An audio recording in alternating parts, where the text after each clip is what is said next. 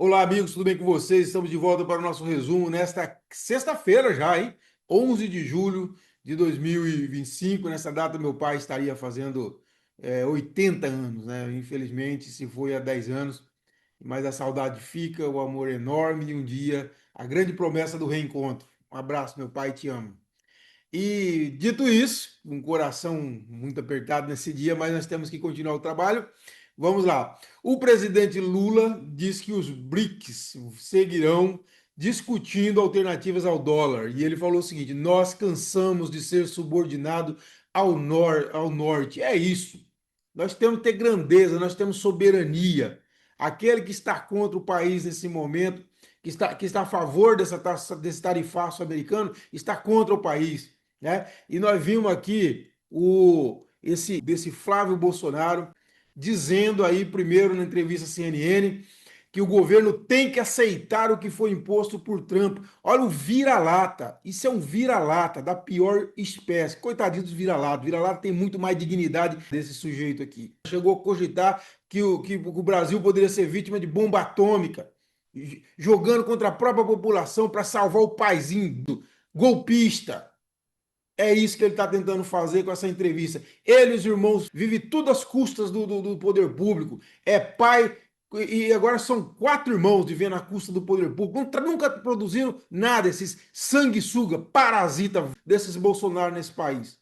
E pode ficar com raiva de mim, eu não ligo, não. É o que eu penso dessa gente imunda, esses vermes que atiram contra o país, correto? E é isso, gostem ou não, tá aí, não ligo, não.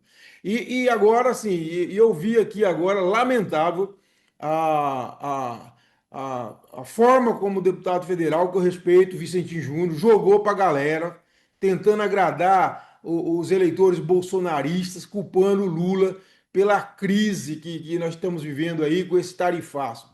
Deputado Vicentinho, você sabe do respeito que eu tenho por você, mas você briga com os fatos. Briga com os fatos, Vicentinho. Não tem a mínima. Você não tem a mínima razão. Olha só.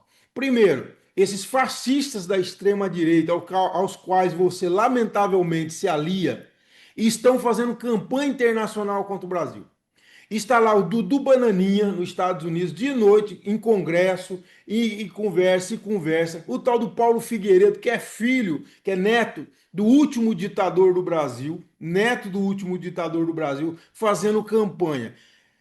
Eles não convenceram Trump, eles foram usados pelo Trump, porque o Trump não nos liga. Como eu falei ontem, esse Bananinha é um tonto, esse Paulo Figueiredo é outro tonto. Eu fico impressionado como as pessoas conseguem se aliar a esse tipo de gente de extrema direita, uma gente que não tem o mínimo apreço pela democracia. E lamento ver o deputado Vicentinho, que eu respeito, aliado a esse tipo de verme, de verme. Essa é a grande realidade. Agora, a fala do Vicentinho ignora, então, esse fato desses canalhas de extrema direita estar no mundo fazendo campanha contra o Brasil, ignora a irritação do Trump com o BRICS, como eu disse ontem, como todos os especialistas estão dizendo, está e esse é o verdadeiro motivo, é usar esses tontos da extrema direita para fazer esse tarifaço. Mas a grande verdade é a irritação dele com os BRICS. Nós estamos falando de 50% da população, 40% do PIB mundial. E essa é a grande preocupação dele, de tirar o dólar como moeda universal. Essa é a grande preocupação. Não tem nada a ver com isso. E nada a ver com o Lula. O Lula podia fazer média que quisesse com o Trump.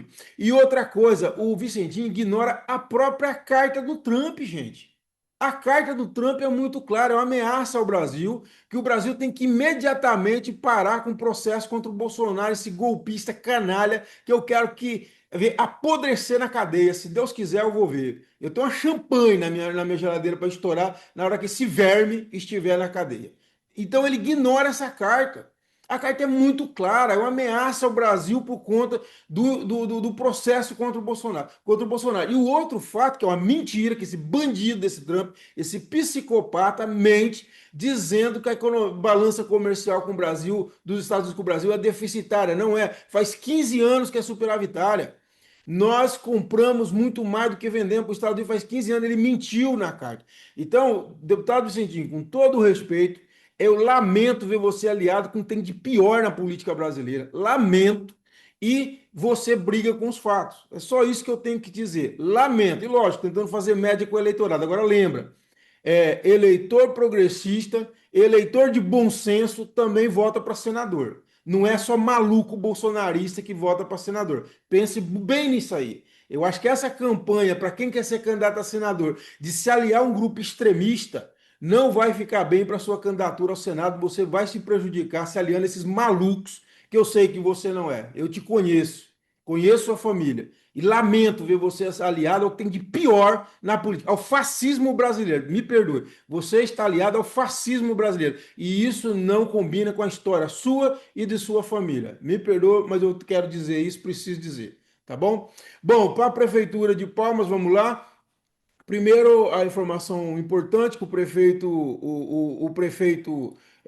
Eduardo Siqueira Campos teve alta hospitalar, deu um boletim médico de manhã, doutor André Sanches, e divulgado às 5 horas da manhã, diz que houve uma melhora significativa aí, e diante das condições adequadas para restabelecimento do ambiente familiar, ele liberou o prefeito, então o prefeito vai para casa, como teve aquela mudança na condição do prefeito, agora ele está em prisão domiciliar, ele vai ficar em casa até julgamento dos recursos, que com certeza ele está fazendo aí, né? Por enquanto isso, logicamente, está fora da prefeitura. Quem é o prefeito, por enquanto, é o prefeito em exercício Carlos Veloso e tal.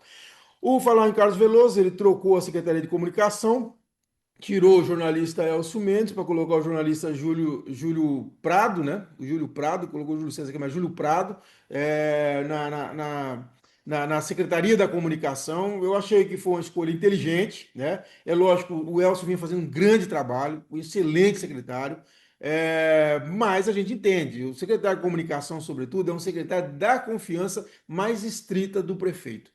Então era natural que fosse trocado, escolheu o Júlio Prado. Júlio Prado que tentou articular, inclusive, já ser o secretário de comunicação do Eduardo Siqueira. Ele apoiou esse Eduardo Siqueira muito fortemente, inclusive, no segundo turno das eleições do ano passado. E agora, então, o Júlio, ele que foi secretário da Cintia, também secretário de comunicação da Cintia, ele assume aí, desejo boa sorte.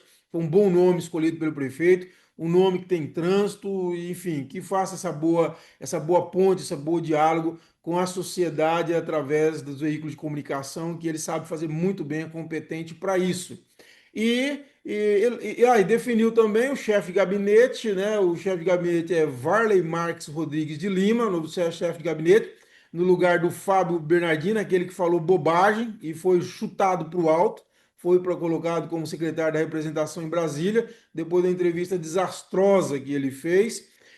Definiu também o novo presidente da Fundação Escola da Saúde Pública de Palmas, que é o André Luiz Nunes Cavalari, que era o presidente. Ele entregou o cargo semana passada, ele era junto com o grupo do deputado Vicentinho Júnior, e no lugar do André, o prefeito Carlos Veloso nomeou Márcio Roberto Freire de Abreu Costa. É isso. E para a gente fechar, o Amasta foi para aquele, aquele lema: rei morto, rei posto.